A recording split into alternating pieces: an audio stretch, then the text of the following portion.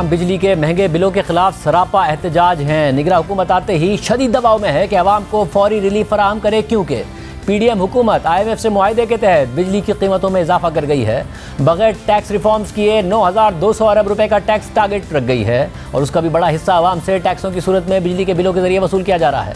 निगरां हुकूमत गुज़िश्ता 3 दिन से बिजली की कीमतों पर अवाम को रिलीफ देने पर इजलास करने के बाद अब इस फैसले पर पहुंची है कि वो अवाम को फौरी तौर पर कोई रिलीफ नहीं दे सकती है। ज़राए के मुताबिक निगरां हुकूमत ने वज़ारत तवानाई की जानिब से दी गई सिफारिशात पर IMF से रुजू करने का फैसला किया है। IMF की मंजूरी के बाद अवाम को रिलीफ दिया जा सकता है। इसलिए निगरां हुकूमत के लिए एक चैलेंज ये है कि अवाम को रिलीफ कैसे फराहम करे। जबकि आज द न्यूज़ में खालिद मुस्तफ़ा, मेहताब हैदर और राव मोहम्मद अनीस की खबर के मुताबिक निगरां हुकूमत मुमकिन तौर पर अगस्त और सितंबर के महीने के बिलों में अवाम को फौरी रिलीफ फराहम कर सकती है और ये रकम सर्दियों में 6 माह के बिलों में तकसीम करके अवाम से वसूल कर ली जाएगी। और जहाँ तक बिजली के बिलों में टैक्स कम करने का सवाल है, जिसमें सेल्स टैक्स और विदहोल्डिंग टैक्स और बिजली के बिलों पर सरचार्जेस शामिल हैं, तो इसके लिए वज़ारत ख़जाना को IMF को एतमाद में लेना होगा। मगर खबर के मुताबिक ऑफिशियल्स का कहना है कि IMF मुमकिन तौर पर 9,200 अरब रुपए के टैक्स टारगेट पर समझौता करने के लिए तैयार नहीं होगा। हमारे साथ मेहताब हैदर साहब भी मौजूद हैं। मेहताब साहब, बहुत शुक्रिया मशो में ज्वाइन करने के लिए।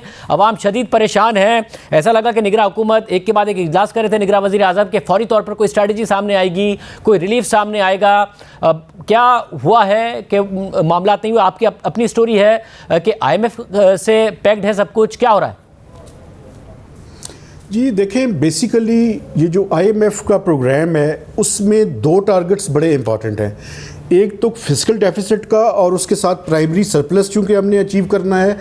दूसरा ये है कि जो सर्कुलर डेट है उसकी अमाउंट भी हमने IMF के साथ तय की हुई है और जो टारगेटेड सब्सिडीज़ हैं वो भी कोई 900 अरब रुपए से ज़ायद की IMF के साथ एग्रीड है।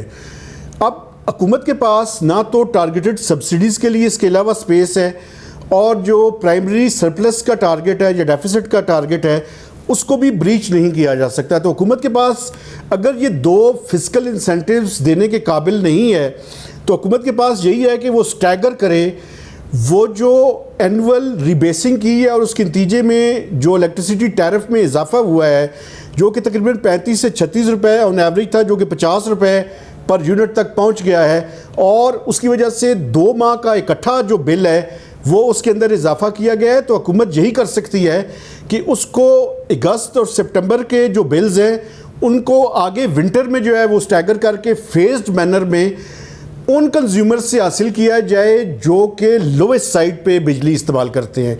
अब उसकी लिमिट क्या है, इस बात की इजाज़त लेने के लिए IMF से रुजू करने का फ़ैसला हुआ है। आज रात को या प्रोबेबली कल तक IMF को इसके बारे में एतमाद में लिया जाएगा। इसके अलावा भी एक इशू है और वो इशू ये है कि जो क्वार्टरली टैरिफ एडजस्टमेंट है वो भी करनी है। वो भी हुकूमत IMF से ये ख्वाहिश रखती है और इस बात को पेश करेगी कि उसको भी स्टैगर करके जो है वो इजाफा किया जाए। तो ये 2 चीज़ें हैं जिस पे IMF की एंडोर्समेंट लेनी ज़रूरी है बिफोर मेकिंग एनी अनाउंसमेंट। ये जो स्टैगर करने वाला मामला है इस पर हुकूमत एक्सपेक्ट कर रही है कि IMF से रिलीफ मिल जाएगा? क्योंकि टैक्स के मामलात के हवाले से तो आपकी स्टोरी है कि कोई तवक्को नहीं है वज़ारत ख़जाना को कि इस पर कोई रिलीफ मिल सकता है जितने एडिशनल टैक्सेस लगे हुए, क्योंकि 9,200 अरब रुपए का टारगेट है, रिफॉर्म्स कोई किए नहीं हैं। जो स्टैगर किया जा सकता है वो किया जा सकता है कि आपने जो रीबेसिंग की है और 7 रुपये पर यूनिट जो है वो IMF के एग्रीमेंट के मुताबिक और नेपरा की डिटर्मिनेशन के मुताबिक आपने इंक्रीज़ किया है, वो जुलाई में चूँकि इम्प्लीमेंट हुआ है, हुकूमत ने जुलाई में उसको वसूल नहीं किया पिछली हुकूमत ने, तो अगस्त में ये 14 रुपये इजाफा हुआ है।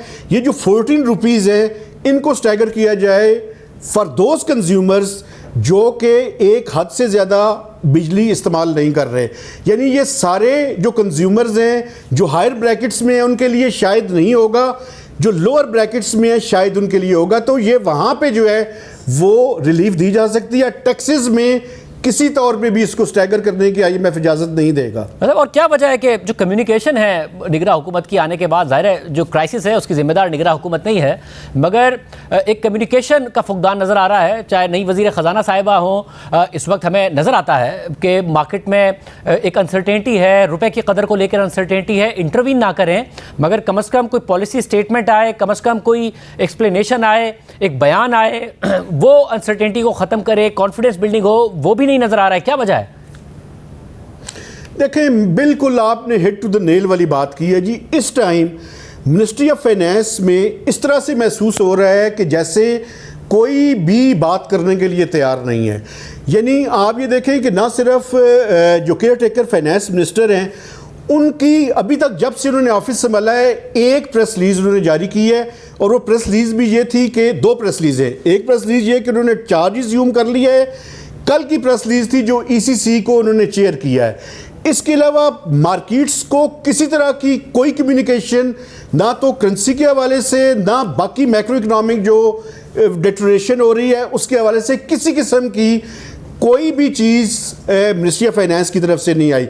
और आप ये भी देखें, जो adviser to PM on finance हैं, उनके बारे में भी ये खबरें भी चल रही हैं, लिखा भी जा रहा है कि शायद दोनों एक पेज के ऊपर नहीं है। जो भी सूरत हाल है, कम से कम लोगों के साथ और मार्केट के साथ कम्युनिकेट करें ताकि लोगों को जो अनसर्टेनिटी है उसको कम करने में मदद मिल सके, लेकिन कोई आवाज़ नहीं आ रही।